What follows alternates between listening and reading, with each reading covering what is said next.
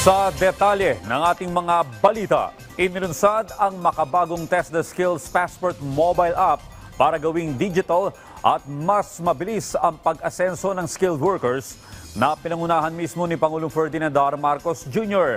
Ang all-in-one app na ito na magsisilbing gateway para sa mga training records, scholarship application at direktang koneksyon sa mga trabaho sa loob at labas ng bansa.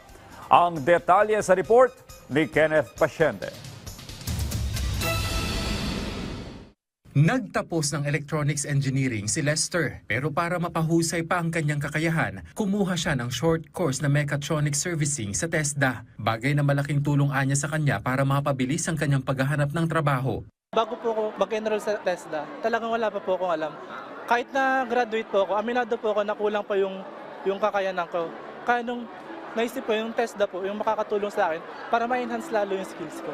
Kaya para mas mapalawak pa ang access sa upskilling, maging ang employment ng TESDA graduates, inilunsad ang TESDA Skills Passport mobile app na pinangunahan mismo ni Pangulong Ferdinand R. Marcos Jr. Ito ay plataporma na dinisenyo upang pag-isahin sa isang app ang mga training record, sertipikasyon at pagpapadali ng paghahanap ng trabaho. Layo ng inisyatibang ito na gawing mas madali ang access, malinaw at bukas sa publiko ang skills development habang nakaangkla sa makabagong teknolohiya. Sa panahon ngayon, hindi na talaga mahihiwalay ang teknolohiya sa ating mga buhay. Halos lahat konektado sa internet. Halos lahat may access at gamit ang cellphone. Pag-aaral, pakikipag-usap, pati trabaho, digital na rin.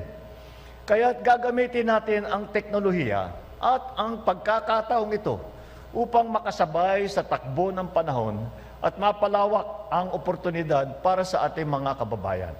Tampok sa app ang paggabay mula training hanggang employment. Dahil dito, pwedeng i-post ng isang TESDA graduate ang kanyang profile para sa mga naghahanap ng skilled worker sa loob o labas man ng bansa. Makikita na rin dito ang mga certificate at mga trainings para madaling makita ng potential employers. Makikita rin sa app ang direct access sa TESDA online program kung saan makikita ang mga alok na free courses batay sa kanilang kakayahan. Nandito na rin ang mga alok na scholarships na maaari nilang i-avail at applyan mismo sa app.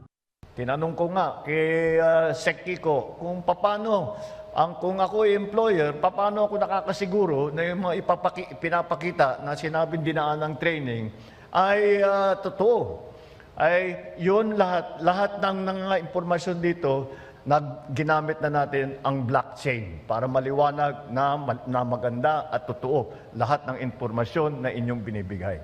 Muli namang ipinunto ng Pangulo na patuloy ang pagsisikap ng pamahalaan na itaguyod ang dekalidad na edukasyon sa bansa. Patunay dyan ang pinakamataas na pondong inilaan ng pamahalaan sa sektor ng edukasyon ngayong taon.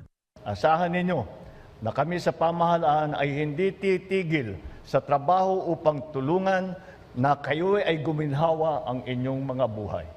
Patuloy naming sisiguruhin na may sapat na pondo ang edukasyon. Palalakasin din namin ang pagsulong ng skills development ng bawat mamamayang Pilipino. Maaaring ma-download ang TESDA Skills Passport mobile application sa mga App Store ng libre. Kenneth Pasyente para sa Pambansang TV sa Bagong Pilipinas.